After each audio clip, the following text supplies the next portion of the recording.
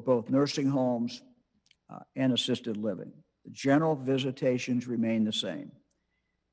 Visitors need to be screened for COVID-19 symptoms at the front door. There needs to be a visitor log in case we need to do contact tracing later. 3, visitors are required to wear masks, wash their hands, and the home needs to keep up with cleaning and sanitizing. And 4, visits need to be scheduled in advance. Here are the changes, the big changes to support visitation in a safe way. And again, these are for nursing homes as well as for assisted living. Previously, visitation was permitted, not required.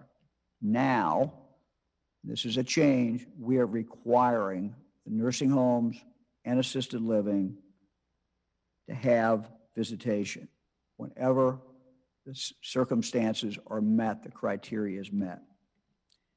Second, we are allowing vaccinated residents to have physical touch with their visitors while wearing a mask. Previously, being able to hug someone was certainly discouraged. That has been changed. 3, we're permitting visitation in a resident's private room.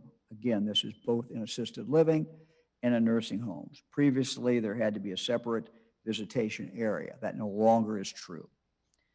We are setting 30 minutes as the minimum amount of time for the visit, minimum. In other words, we're telling the nursing homes and the assisted living, someone comes to visit, you have to allow them at least 30 minutes. Next, we are expanding the list of examples when compassionate care visits should be granted. You'll be able to find those on the webpage. Previously, the list had 4 instances. Now it has 9 examples of compassionate visitation.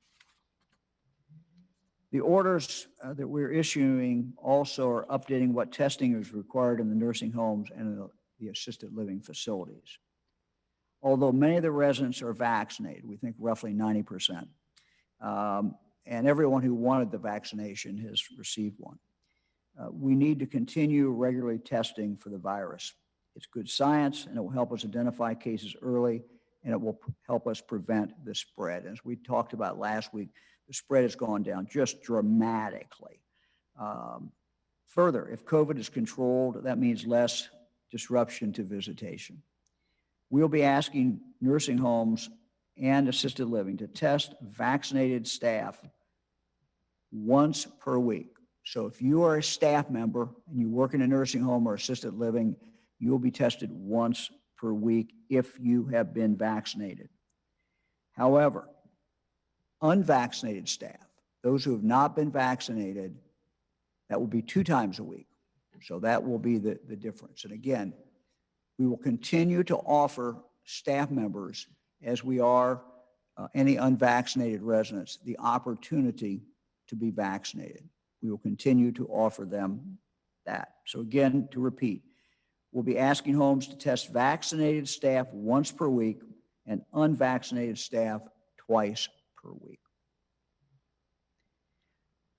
We should note that there are still some times when visitation will be restricted, as if there's an outbreak throughout the facility.